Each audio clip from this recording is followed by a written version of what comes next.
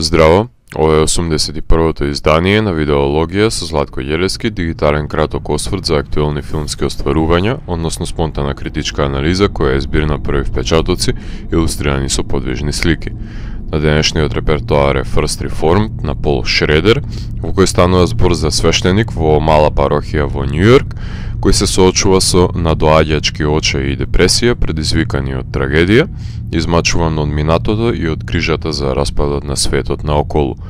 Итан Хок го глуми свештеникот Толер, кој една година води дневник за неговиот живот, како своевиден експеримент, форма на молитва, станувајќи наратор на филмот. Се сретнува со ликот кој глуми Аманда Сайфрид, Мери, и по едно крваво самоубиство на екологист, кој не сака да го гледа своето дете како се внесува во овој уништувачки свет, иако е одговорен за тој чин, почнува да се впрегнува во све подлабока контемплација за светот со кој царува човечката алчност и војните, кои неправедно одземаат животи, вклучувајќи го тој и на неговиот син Јозеф, сонувачот. Во него се буди еколошката свест и потреба за да превземе директна акција против светот кој одамна го има загубено моралниот компас и е во надолен пат. Добиваме комплексен лик кој е симбиоза на дуалитетот на очај и надеж, кој покрај потенцијалните болести се предава на автодеструктивниот алкохол, исклучиво за да ја занеме болката на светот кој го поима, себе казнувајќи се. Ангажираноста во филмот зазема све поголем замав. Критиката се фрла и за денешните генерации, за изолирани и индигнирани деца, од кои израснуваат насилници и екстремисти, покажувајќи прст кон видеоигрите, наместо кон неодговорните родители и околината без вредности. Толер гледа еколошки катастрофи, тепачки и алчници и во еден миг гласот со помош на позадинската музика го претвора дневничкиот запис во манифест на потенцијален бомбаш, еколошки активист кој исто така си составил самоубиствен елек. Толер не сака да се зближат жените со него и наменски ги брка, уште од издишувањето врз него на Мери и имагинарното левитирање врз лошите и непотребни визуелни ефекти, кои треба да се референца на The Sacrifice на Тарковски, согледуваме дека нивното сплатување е неизбежно, затоа што и на двајцата нужда им е утеха и верба во подобро утре. Агонијата во која се наоѓа Толер најдобро е прикажана во сцената со замотувањето на бодликавата жица во која се екстернализира внатрешниот немир и неспокој, пат кој доколку проложеше да го изодува, ќе завршеше до алтернативните краеви, кои вклучуваат пиење на средство за чистење, односно вивнување на црквата во пламен. Иако музичкиот великан на мрачната амбиентална музика Брайан Уилијамс, односно Лустморт, е најмен да го направи музичкиот скор на филмот, Шредер знае да го редуцира со цел да го стави во преден план во миговите кога нечиј поглед ќе предизвика емоционална ерупција од потиснатиот набој.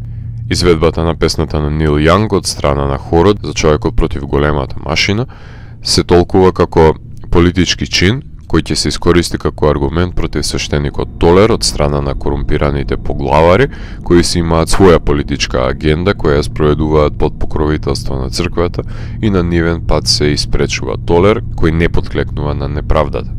Девизите кои си ти да говориш за гордоста, бараме автентично искуство, а се задоволуваме со емоција и погледни го својот пред да го критикуваш туѓиот живот се проминентни во филмот затоа што се изблици на осуда за премолчената душевна детеријација во потрага по исполнување на празнината на постоењето.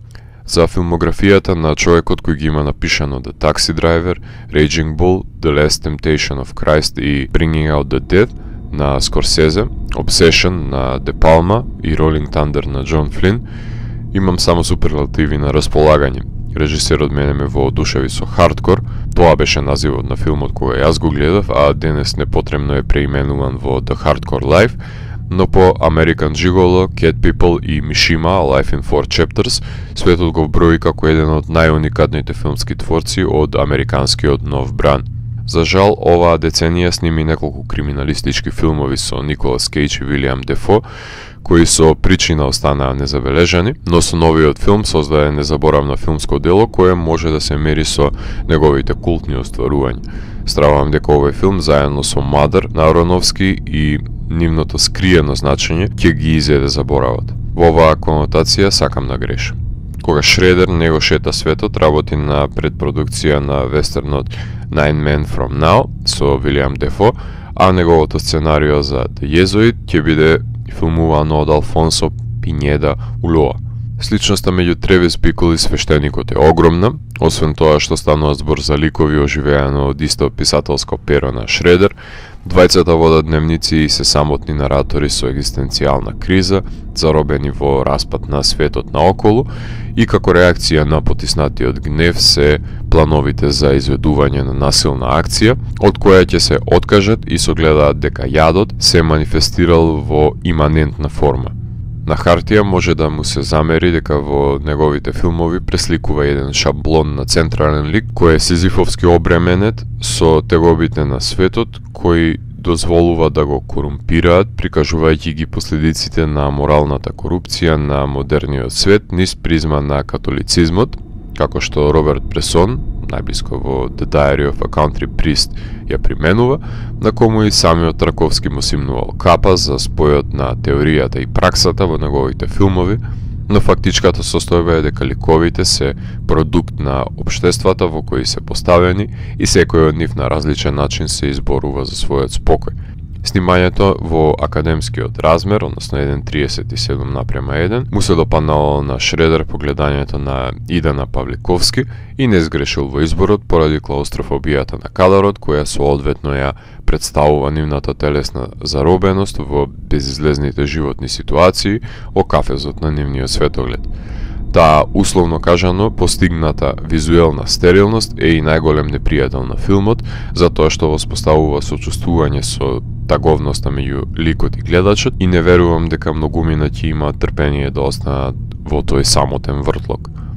Можеби ќе бидат протерани од меѓусебната неповрзаност на ликовите во просторното белило, кое повеќе одговара на ментална институција отколку на верски објект, дел на продукцијската дизајнерка Грейс Јон, која ја потврди својата уникатна визура за просторот по Hereditary, а во овој филм дозволува лековите да бидат заробени во Бергманови домови во филмот со слична премиса Winterlight.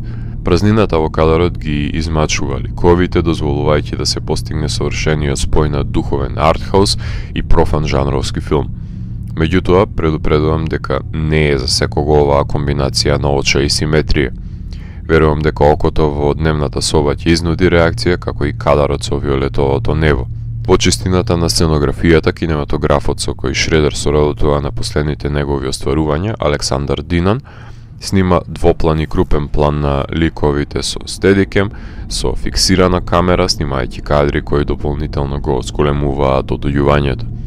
Филмот имаше својата премиера на Венецијанскиот филмски фестивал, а ги прошета сите континенти и пристигна дури до Нов Зеланд. Дистрибутерите A24 одлично си ја вршат работета, ширејќи филмови со релативно премал буџет за квалитетот кој што го нудат. Во овој случај станува збор за $3,5 милиони. Филмот беше номиниран на Оскарите за најдобро сценарио, меѓутоа не доби номинација за најдобар филм, што е преседан затоа што целовито дело е во прашање, но нема потреба да навлегуваме во политиката на Оскарите. Неправедно го занемари филмот затоа што го погледнав за прв пат во периодот помеѓу првата и втората сезона на видеологија и со месеци ме прогонуваа дилемите на главниот лик и за жал дури сега го наоѓа своето место во веб серијата, но штом завод на времето не може ниту да го изгребе квалитетот на филмот, тогаш можам да заклучам дека станува збор за исклучително дело. Во овој филм сме сведоци на менталното и физичкото страдање на свештеникот, кој смета дека злобното човештво ќе предизвика катаклизма ако некој не преземе нешто против тоа. Ако морам да го евалуирам, тогаш First Reformed од мене има 4 од 5. Доколку ви се допадна 81-то издание на дигиталната архива Видеологија, лајкувајте го видеото, споделете го и следете го каналот. Посегнете по оснатите рецензии на виртуелната полица. Ви благодарам за вниманието. Поздрав!